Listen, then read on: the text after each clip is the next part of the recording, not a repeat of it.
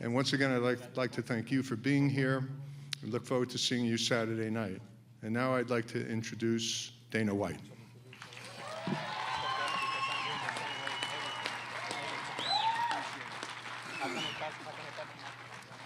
Good afternoon, everybody. How are you? We appreciate you coming out this afternoon. We are winding down the end of the year here. It has been an unbelievable end of the year for us. Sick fights, stacked cards. All the cards have lived up to the hype, and I'm assuming this one will too. Who has the first question? Raise your hand and they'll bring a microphone. Hi, guys. Congratulations on the 20 years, Dana. Thank you.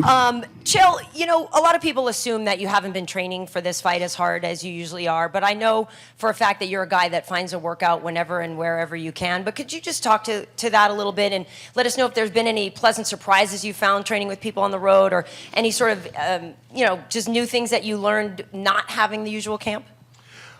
Well, I'm not completely focused on this fight, but I've never completely focused on any fight. I've been training for this specific match since I was 9 years old. When I very first got into this sport, I always thought, well, what's going to happen if I have to face another wrestler? And that's the whole reason, you know, I learned to do other things. But I'm not focused on him. There's reasons that Miles Davis has more expected of him than some trumpet player in a wedding band somewhere. Great people do great things.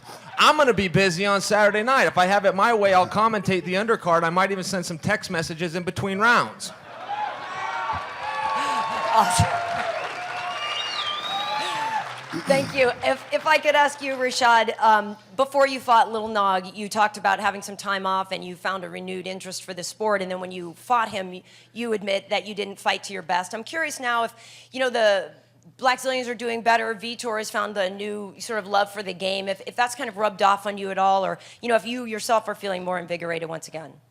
Yes, definitely. When you're training with a guy like Vitor and the guys I train with at the camp, you can't help but feel the energy every single time you go to practice. And, you know, you got to fight in practice. You know, you got these guys that are not just trying to have a great practice, but they're trying to dominate you and beat you. And if you don't rise to occasion, then you'll get beat up. But when you said before that you were fired up, and then you admitted you didn't feel it for a Little Nog, so how do we know for real this time? I guess you really never know, you know what I'm saying? I mean, you only know until it's fight time. You know, you can feel a certain way going to the fight, but on fight night, everything is different. You know, you can't really predict how you're going to feel from one moment to the next. You know, I can't ask you how you're going to feel in 5 minutes from now because you don't know.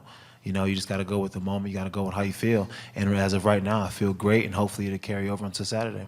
Great, thank you. And lastly for you, Robbie, have you felt a new invigoration, kind of keeping on that theme, fighting in the UFC? You come out 2 big knockouts. You know, in Strikeforce you were kind of up and down a little bit more, but it seems already that you've got a better consistency.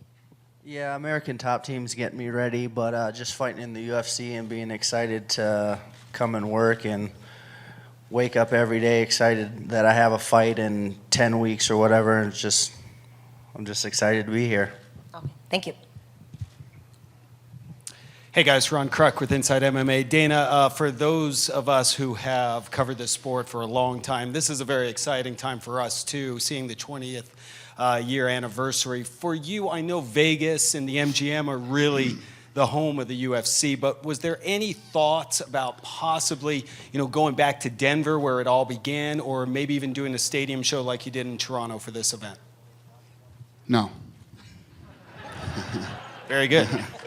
We, you know, as we lay out the schedule for the year, it just made sense to go back to back. George St. Pierre hasn't been in Las Vegas in a long time. You know, he's been fighting up in Canada, and you know, he fought here a lot. In the beginning of his career, he fought in Las Vegas a lot, and you know, even if you're Canadian, all of Canada loves George St. Pierre, and it doesn't suck to come to Vegas, especially this time of year. So. No, it doesn't. Beautiful day today for sure. Can you tell us a few of the people that you've invited? I know that you're really reaching out to those pioneers who started the sport and some of the guys that really created the UFC as well. Could you give us some details on that? Yeah, you know, our guys that are active in the UFC now, you know, we're putting on fights, it seems like 3 times a month now, and you know, they've been to all the big fights, they've done things. For any of you that have seen the documentary, I think that, I like that the guys who started this thing, they've always come off as like the bad guys. They're not the bad guys. If it wasn't for those guys, we wouldn't be where we are today. And this show is to celebrate them. You know, I've really put together some amazing stuff for them this weekend. I think that we're going to blow their mind. They're going to have the best time they've ever thought they could have at a UFC event. So they can come in, enjoy this 20-year anniversary, and kind of just look around and although they didn't know it at the time, look around and see what they created.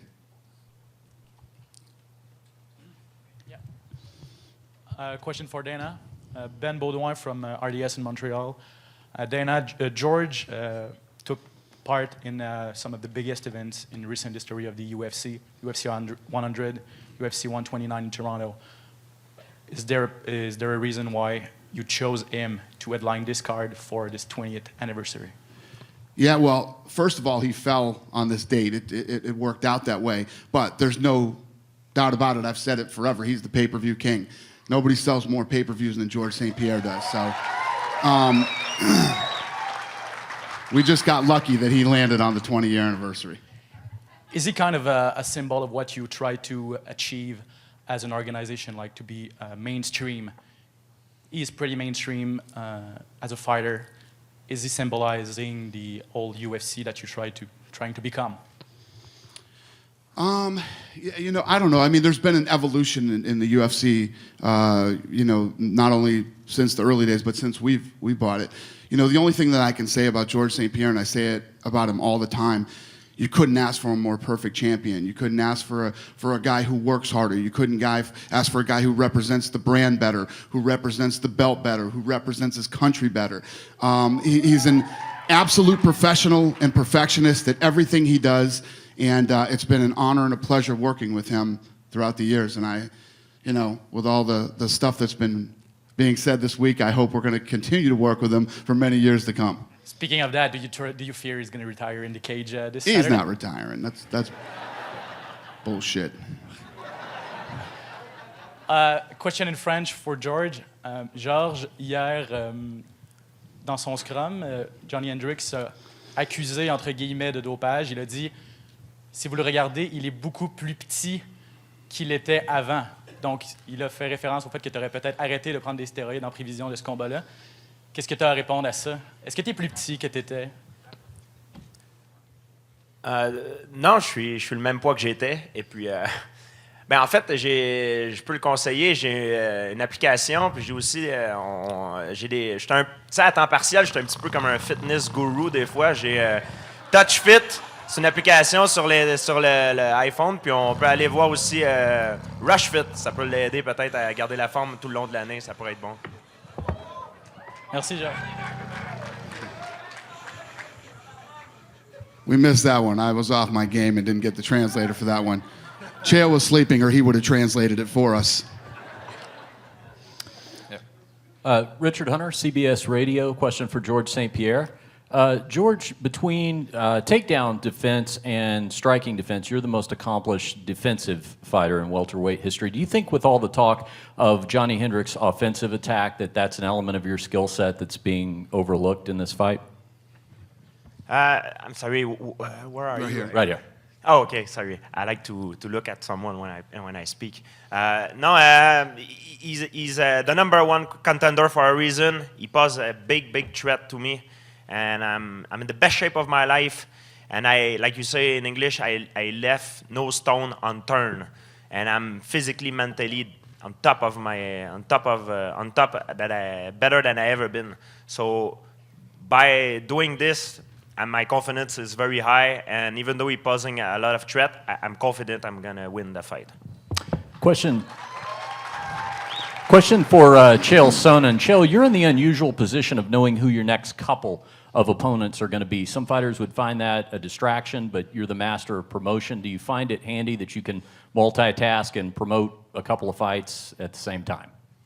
I like to know what's going on. Yeah, I think that it's very nice. I'm a wrestler. I come from a tournament background. We take on 4 or 5 guys in one day, and we never know who it is. If I have any frustration in this sport, it's that we only get 3 fights a year. I wish that we could fight a lot more times. So I'm happy about that. But before everything, I'm a fan first, man. This is 20 years. The only thing bigger than this is Vanderlei Silva's forehead. I cannot wait until Saturday night. The true welterweight championship is on the line. In every division, including mine, we've got 5 guys that are arguing they're the #1 contender. Every 170-pounder alive has stepped aside and said, Johnny Hendricks, come on through. This is so rare that you have the 2 best guys, unarguably, fighting for the title.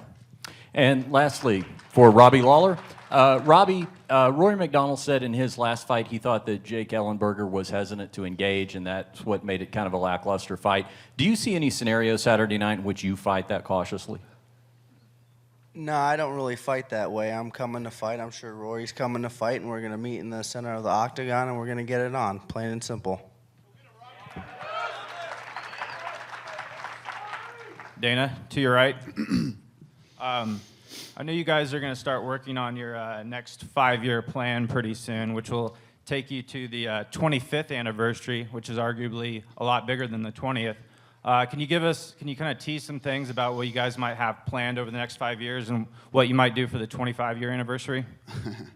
I'm definitely not thinking about the 25-year anniversary, but yeah, we've got one thing that, you can, any of our detractors can say whatever they want about us. What they can't say is that we haven't raised the bar every year and continued to take the sport to another level, and this company and the things that we have planned over the next 5 years. I obviously can't tell you what we're working on, but we're going to, I'd say the things that we come out with in the next 2 years, people will be going, wow, they did it again. And a lot of it has to do with our global plans and things that we're working on here locally with Fox.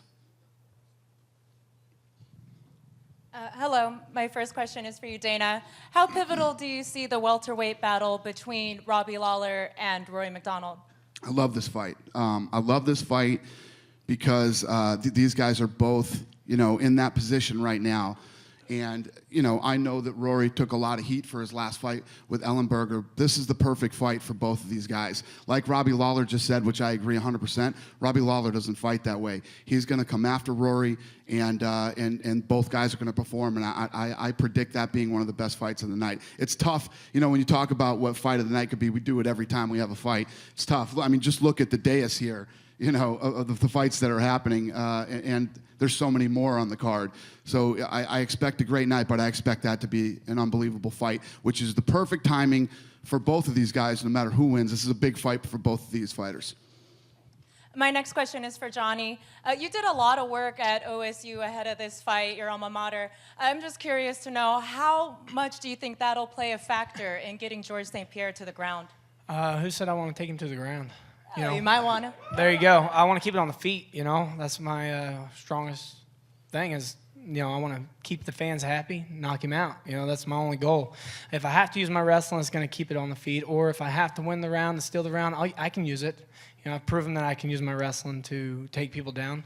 But I like to play to the fans. If they don't like what I'm doing, we'll put it back on the feet and go from there. And my last question is for Josh Koscheck.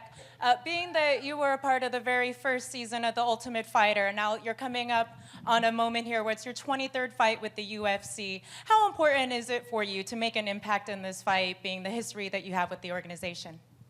Well, back when the Ultimate Fighter was first came out, I think there was probably maybe about 5 of you sitting out here. So, now just take a look around and see what the partners with Fox and the growth of the UFC.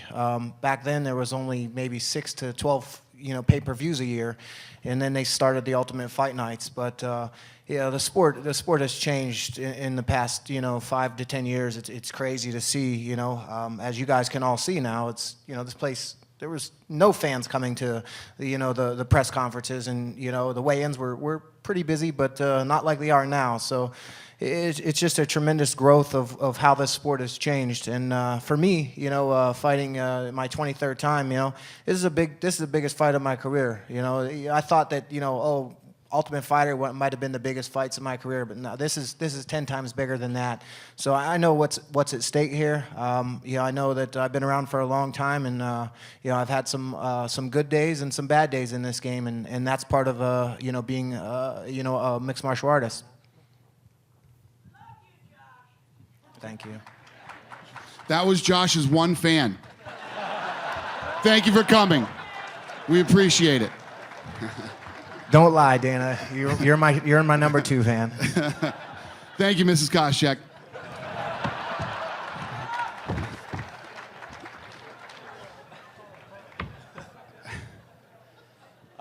Another question for Johnny Hendricks this time.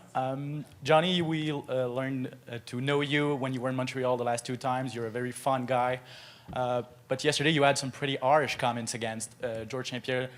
You said you can't wait to hurt him.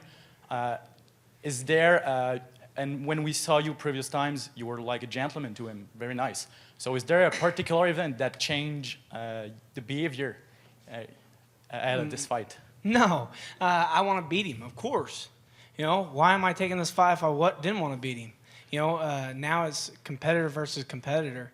You know, I'll be nice and friendly today, but my mind is to kill him. You know, not in that sense, but it's to beat him, to demolish him. You know, I want to win where he doesn't want to fight me again. You know, that's the way I go with every fight. This fight's no different than any other.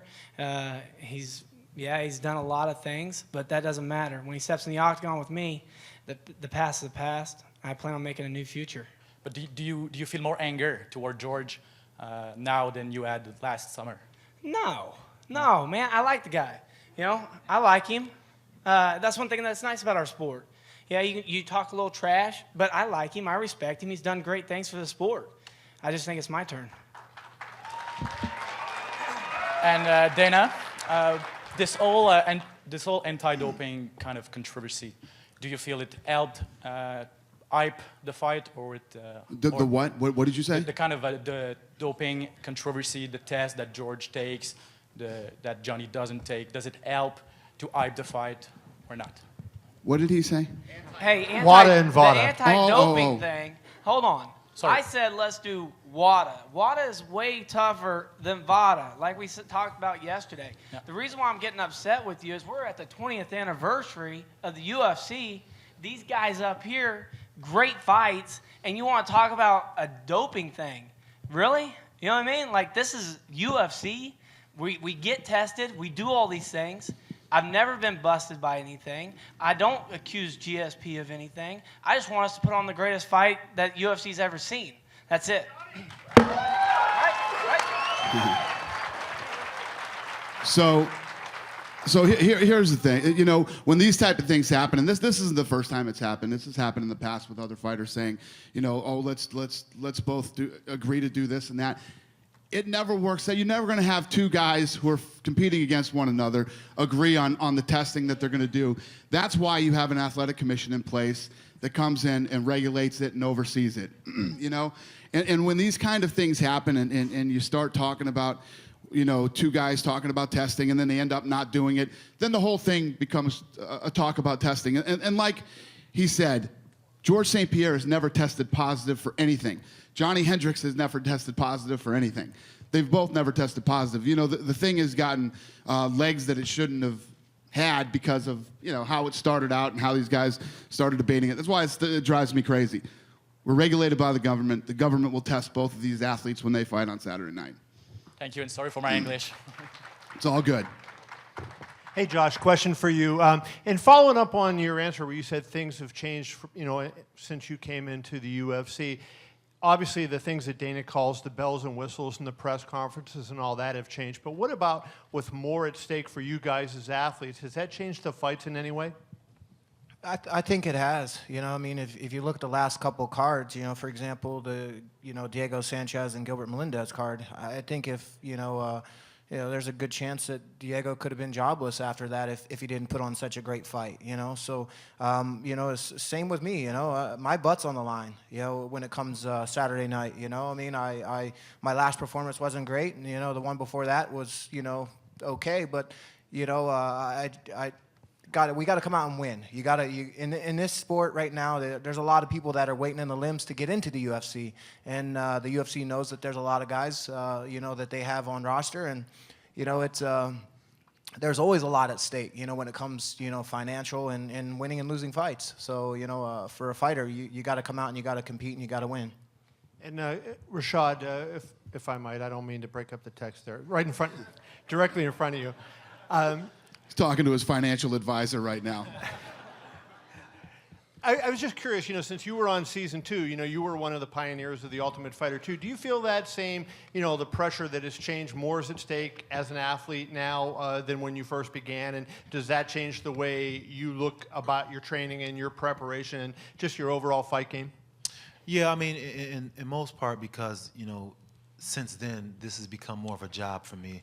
I mean, the fact that at that time when I was on Ultimate Fighter show, I didn't really know where this can go. But once I've been in the UFC, once I've had success in UFC, the pressure's on. Now I'm the guy to beat. Before I was trying to beat the guy, now I'm the guy to beat. So, it's a lot of pressure for myself to go out there and compete at a high level, but it's also pressure, to stay in the organization. It's not easy to be in the organization as long as I have been in, especially the way it is. This is the fight business. In the entertainment business, it doesn't last long, and you got to maximize every opportunity you get. And with that said, the pressure still, it can get to you, but you have to remember why you started, and you have to remember to at least have fun doing it. Yes, sir. The National Football League has many big problems with concussions. Hockey is having problems with many kind of injuries. How does your sports compare with other major sports? Yeah, well, obviously, if you look at our what happened to us last year, we had a lot of injuries last year. We had literally every fight last year, the main event or co-main event falling off due to injuries. We've had some injuries this year. This is a contact sport. When you train for one of these fights, a lot of these guys, training camp is a lot tougher than the actual fight itself. And so we're always going to have injuries. It's a professional sport. It's a combat sport. It's a contact sport. And then as far as concussions go, like what's happening in the NFL, I'd say the difference between the past, the NFL in the past, not today. They've obviously tightened things up now with concussions. But when you get a blow to the head here, you're on medical suspension. You can't fight. You can't have any contact for 90 days. And then even after the 90 days, you have to see a doctor, and you have to be cleared by a doctor before you can come back and compete. We're very lucky that we have a huge roster with tons of talent and tons of stars. I'll give you an example. My favorite team, the New England Patriots, if they lose Brady, that's a season for them. Their season's done. We don't take any type of risk with our athletes, and we're very in front of safety. I hope I answered all your questions. Hi, it's Karen again. I actually have a question for you, Ali. We've seen Khabib Nurmagomedov and Rustam Khabilov come over from Russia and do very well so far. I'm just curious if there's something that you think that you bring to the UFC. We've seen some amazing suplexes from them, and just something that maybe Russian fighters are bringing to the UFC that we haven't seen yet, something different that we can look forward to seeing from you and more of your kind. Мы уже видели, как Рустам и Хабиб пришли в UFC, делали очень достаточно великие, интересные вещи, которые даже не наблюдались ранее. Как ты считаешь, ты можешь предоставить что-то, что раньше не было замечено в UFC? Спасибо за вопрос. В первую очередь хочу сказать, что у нас в Дагестане живут великие люди, и если мы куда-то за родину выезжаем выступать и стараемся делать все, на что способны, и показывать все, что можем делать. The wrestling school in Dagestan is actually one of the best in the world, and being such a small country, we are incredibly patriotic about it, especially if we go abroad to represent it. We get a great charge. Question for Dana over here. To your left? Right. Your left? Hey. Hey. Prior to the first Anderson Silva-Chris Weidman fight, you said Anderson has done so much in the sport that if he loses, he'll get an immediate rematch. Does the same apply in this main event? I mean, we'll see what happens. We'll see. Obviously, George St. Pierre has had the belt since 2007. And then before that, he had the belt. Before that, he lost to Matt Serra. So, all fights are different. We'll see what happens. We'll see how the thing plays out. I mean, it would be kind of a weird thing for George St. Pierre not to get another shot at the title. It'd be hard to say that he's still not probably the #1 contender if he loses the belt on Saturday night. But we'll see what happens. Has he told you yet what his big plans are? He hasn't told me anything. I walked back here a few minutes ago before we came out. I saw him. I said hello. That's his business. It's none of my business. And it's none of your business either. Well, actually, I actually think that is my business. You might be right. George, you want to tell us what your plans are? Is this the right time or not yet? Not yet? No. No. Will you do it on Saturday? I don't know. Johnny, how about you? Would you want to give him an immediate rematch? Because Chris, that was a big thing that he was saying before the Anderson fight. Yeah, why not? If I beat him once, it means I can do it again, right? So, yeah, for sure. And then back to George. Some fighters complain when their opponents have big beards. They say that they want, to ask for them to shave. Hey, stay off the beard, I just want to stay off the beard. I know where you live. I know where you live. Do you have an issue? You haven't fought someone with a beard like that? I haven't think about it. I don't know. I don't think so. No. Also, in the prime time, you were very beat up. Your face, you had a black eye, and you seemed to have an edge to you. In the interviews, even in the last scene when they were showing your eyes and kind of the stress that you were under, do you have more of an edge? Do you have more pressure going into this fight? Have you put more pressure on yourself? No, the pressure is always there. But the reason why I had maybe a bruise or something is I was sparring very hard when they came in the prime time. I was like, I don't remember, like a few weeks away from the fight, and I had good sparring. And sometimes when you get hit, like you have a black eye, it comes after, so, it's the nature of the sport, so it happened. Okay, and a question for Tyron over here. Last time we saw you, obviously, you suffered a loss. It seemed like maybe you weren't as aggressive as you have been in the past. Of course, your first fight in the UFC, you were very aggressive and it ended quickly. Looking back, can you pinpoint why you fell short in that fight against Jake?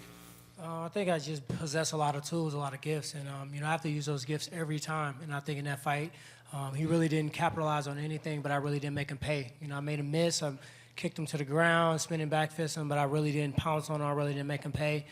Good thing I like about this bout with Josh. Josh always brings it every single fight, and he's always in great shape. And he's a guy that's going to force me to use the tools in my box. He's going to force me out of my comfort zone. I think that's when I fight the best. Okay, and then one last one for Josh. You mentioned, which is a pretty big statement, that this is the biggest fight of your career, especially considering the fact that you fought for the belt before and you've had some very big fights. And as far as the Ultimate Fighter 1 cast members, actively there are only 3 of you really fighting. Swick has been out for a bit. Why is this the biggest, though? Why is this bigger? Is it because you feel like you're fighting for your job? And if you can also answer, you recently pulled out of a fight. You've been somewhat inactive lately. What was bothering you? What was the injury that you suffered? I haven't been able to find out. And I'm not telling you. Okay. When you train hard, injuries come, and as, you creep up there in age, you have to adjust your training. And I felt that, I was trying to train as hard as I was when I was 23, 24, 25 years old, So for me, I just had some little injuries in my hand, and just couldn't punch for a while. So, but this is a big fight. Every fight in the UFC is a big fight. Whether it's your first fight or it's your last fight, they're all huge. And it's no longer you're fighting in front of a couple thousand people. You're fighting in front of millions in the whole world. So every fight's big, and this definitely is a big fight for me, and I'm looking forward to Saturday. I've trained hard, and I'm in great shape, and I'm super excited about it. Thanks. Nancy Audet, TVA Sport.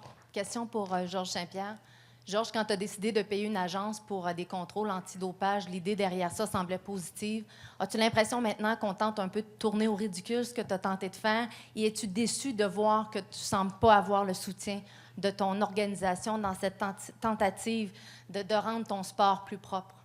Hold on a sec. Do we have a French translator? We didn't prepare for this? Yeah, Can you, I can do. Can you answer in French and maybe after in English? Huh? Peux-tu répondre en français, peut-être en anglais après? Right, she asked me if I'm disappointed the way the whole testing situation happened, if it turns to ridicule for me, if I'm disappointed and how it turned out. Moi, je suis déçu, oui, parce que j'avais un accord verbal qu'on était pour le faire. Puis j'ai tenu mon accord et lui, il l'a pas fait. J'ai rien à dire là-dessus, mais je suis déçu. Je voulais faire en sorte que ce soit quelque chose de positif et pas quelque chose de négatif. I said, yes, I'm disappointed. I wanted to do... I'm a man of my word. I said I was going to do it, and I did it. I'm disappointed. It turns out like it did. I wanted to do something positive. I've been accused in the past, and I wanted to show everyone that it's possible to be champion and without using drug. And I wanted to make a statement, raise the bar. I didn't want to do anything negative by doing what I did. It was all positive, and I'm a little bit disappointed. It turned out the way it did, yes.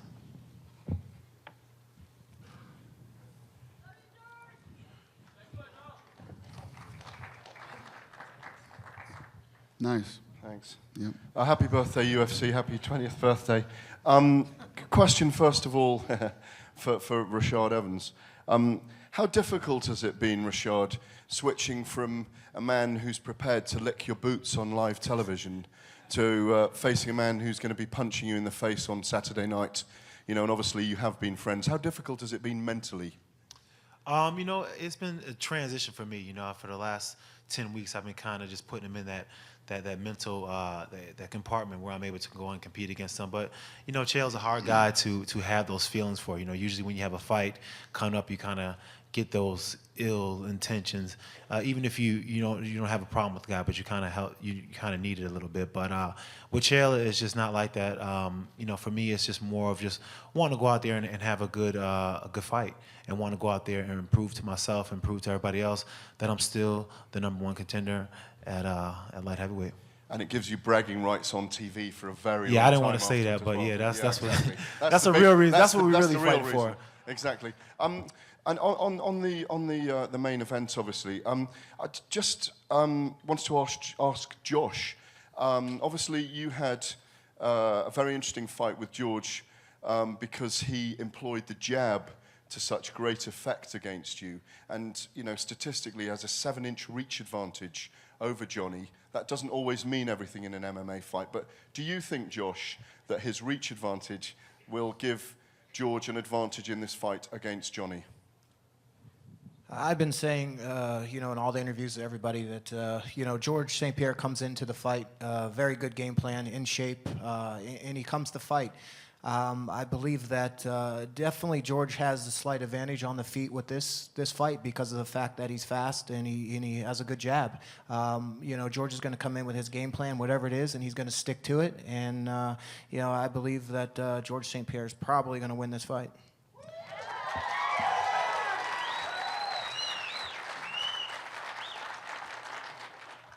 Conversely to that, Johnny, when you fought Carlos Condit, he has a 7-inch reach advantage over you as well, but you seem to get in fine and land a lot of shots on Carlos. So how are you going to get in on the inside against George?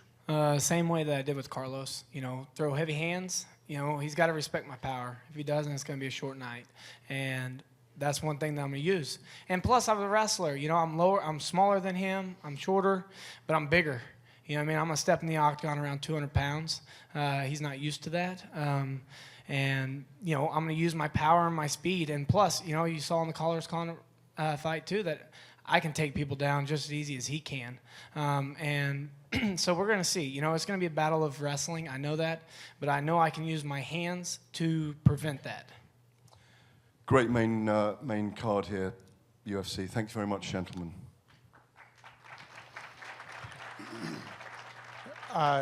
Josh, over to your right, Dave Dybert, Post Media News.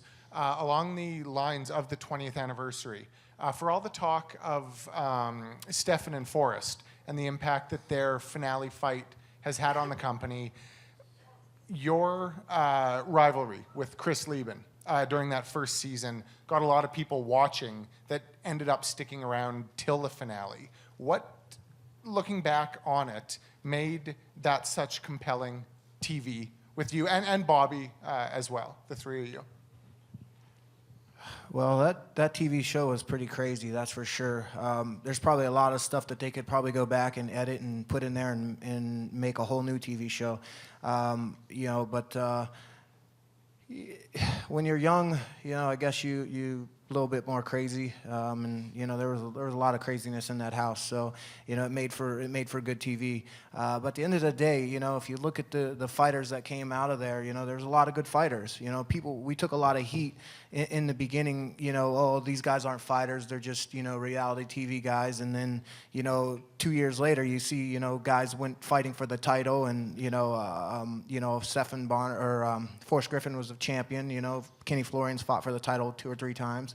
So you got to think about that as an aspect of these guys were fighters in that house. And I remember sitting in the Cox Pavilion watching Stephan and them go at it, and for a small arena, that place was like 18,000 people. People were stomping their feet the entire fight. It was electric in that thing, and that really turned the UFC to a big mainstream. And you saw like just this sport, a switch. Now we're a little bit more mainstream, and people were coming up to you on the street. And I mean, that fight definitely changed things.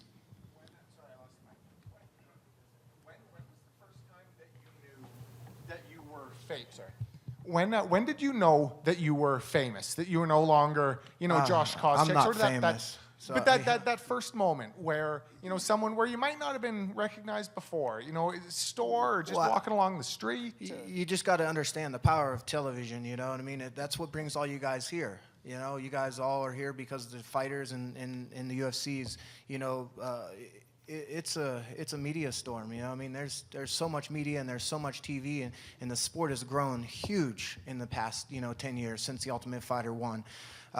This sport has changed big time, and you can see it from the fights all the way to the way the UFC manages it, how many shows they're putting on. I mean, this sport has come huge in the last 10 years, let alone over since the beginning, whenever the first show was in Denver. So it's amazing to see transition and how much better the fighters are becoming.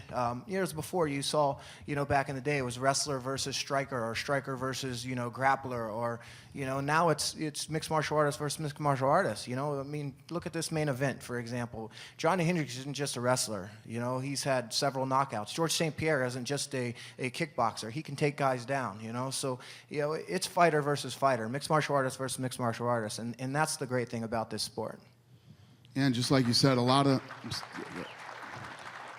emphasis goes on Stephan and Forrest, because that was the fight that did it and launched everything. But we had the perfect cast at the perfect time, and that whole. It's funny because I've been talking about that a lot this week. The Koscheck, Lieben, Bobby Southworth thing. Bobby Southworth was as much of that first season. He might not have gone on and might not still be in the UFC, but I called him last week and talked to him. And when that thing heated up, when that whole thing blew up with those three, that's when the season peaked. It was like around episode 5 or 6, and that thing peaked at like 2.2 million viewers with no advertising, no nothing. And it was the perfect cast at the perfect time, and it's just amazing. But every guy that was on that show, from Diego Sanchez to Josh Koscheck to Bobby Southworth and the rest of them, all played a big role and a big part in where we are today. Quick question for Rory McDonald. Rory, you've made it clear that you have no interest in fighting George St-Pierre, your friend and training partner. So with a win Saturday night, what are your thoughts? Would you consider moving to a different weight class? Give us a little idea on your future. Not yet. I wouldn't move up just yet. I don't know. I have no plans. I'm just planning for Saturday. I want to knock out or submit Robbie, and hopefully project myself up the ranks, and leave it up to the UFC and my management to figure it out. You're currently sitting at number 4, so obviously if you were to win and George was to win, you're right there. I mean, if Dana offered you the title fight, you'd still turn it down? Yeah, I'm not fighting George. Okay. You guys let me worry about that one. Well, and I guess that leads to, my question for maybe Chael and for Rashad. Rory's not the first one to say this. You two, Rashad and Chael, obviously are friends. You work outside of the octagon together. When you hear other fighters say, listen, I'm not going to fight a friend or someone I train with, how do you respond to that? We'll start with Chael. We're here to compete, and everybody's got to compete with everybody. And when Dana asked me to fight, he sent me a text message. He said, "Hey, I've got a fight for you." And I said, "Well, if it's at 205 and it's not Rashad, I'm in. Just count on it." And he writes me back and he says, "It is Rashad." And I'm sitting next to Rashad at the time, and we're on a commercial break, and I just hold up the phone. And the whole rest of the show, every time I had to throw to Rashad, I could feel him sizing me up for the next 30 minutes. But here's the reality. Rashad and I are veterans. We're also leaders in the back. We're leaders within the locker room. And we are not going to send a message to the guys in the UFC that it's okay to pick and choose your fights. And I don't think that's what's going to happen here. I'm not going to speak for Rory, of course, but I don't think that's what's going to happen. I think when it's time to compete, that George, as an idol that Rory looks up to, George is going to grab him and say, "Hey, man, you got to compete with me."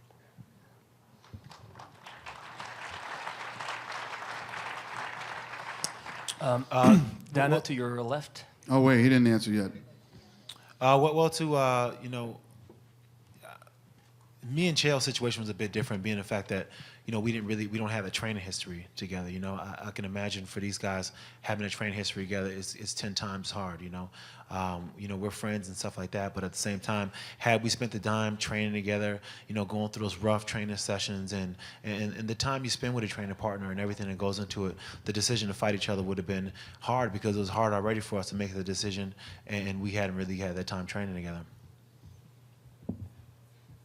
All right.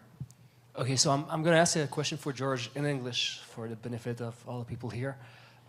There's been many talk, George, about you moving up. I know you're focused on Johnny and Saturday night, but I'm going to ask you still.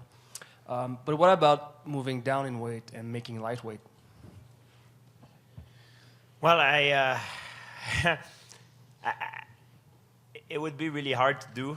I don't say it's impossible, but I haven't considered it yet. It put a lot of things in perspective. And I'm going to say the same thing I've been saying for 5 years. I'm focusing on Johnny Hendricks right now. I'm not thinking about that right now. And if it happens, when it happens, people, Dana will know before my attention, before than the reporter. It will, will let the UFC promoting it the way it should be promoted. But right now, I'm not thinking about that. Do you think it'd be more easy to go down than up? I'm not very big welterweight. I would say medium-sized welterweight. It depends the situation. I don't know. It could be maybe easier going down than going up. But the thing is, I would have to do a diet. It would, I don't know. I would have to talk to a specialist, because I'm a guy that walk around always the same weight. I don't get fat between fight. I'm always training and always in shape. That's the way I am. I can drink and do everything, eat whatever I want, and I'm still the same weight. Genetically, I'm like that. My sister, my family is like that. They don't even do sport, but they're fit. So that's the way we are in my family. But I don't know. I would have to talk to someone, see what is the easier for me. What would be the smartest move to do if I want to do it. And Mr. White, maybe one for you. It's the 20th anniversary of the UFC, but it also marks 10th anniversary of GSP's first fight in the UFC. Do you remember his first fight, or do you remember the first time you saw him? Do you have an anecdote on that or something? People always ask me when we have a champion, do I remember the first time that I ever saw him? And I don't. I remember the first time I saw them beat somebody that mattered. You know what I mean? That's usually what I remember. I don't know. I don't remember. I think George St-Pierre, he was on this tear. He was this talented, well-rounded guy at the time. And I think when George St-Pierre really exploded, not only, in the UFC, but with fans and started to resonate, was when he asked for that title shot. When he said, "I want the UFC, please give me that belt. I want it so bad." When that whole thing went down, that was when everybody started to know who George St-Pierre was. Hi, I'm back. I have a couple questions for the flyweights. I'd like to start with Tim Elliott over there. This is the first time that you'll be on a main card for a pay-per-view event, and you get to do it coinciding with the 20th anniversary. I'm just curious how you feel about being a part of the main card on the pay-per-view. I was hoping to get out of here without having to talk, but I think they start out with the 25-pounders for a reason. We're very exciting, and I think Ali has a lot of power, and I have a lot of awkward movements, so I think we're going to set the card off right. And for Ali, you have a really quick turnaround here. You just came off of an amazing debut. What is your feeling coming into this fight, and how much do you want to impress the way that you did in the last fight that you had on this card? У тебя был очень крутой дебют. Ты на самом деле всех очень удивил. Как ты собираешься сейчас удивить публику?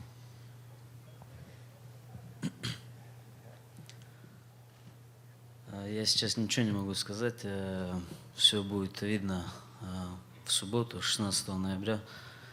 Вот, как Всевышний распорядится, так и все и будет.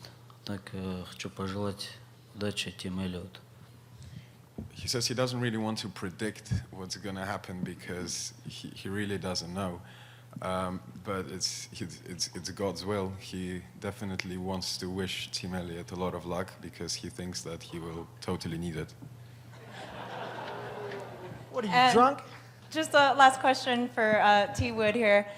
How important is it for you to go up against a guy that's an MMA veteran like Josh Koscheck and to really make an impact also for yourself in this fight? If you look at this table, you look at me and probably two other guys on this table, most of these guys have already built their reputation. These guys have went out there and they beat the top guys. The way Koscheck became Koscheck, he went out there and beat somebody that meant something.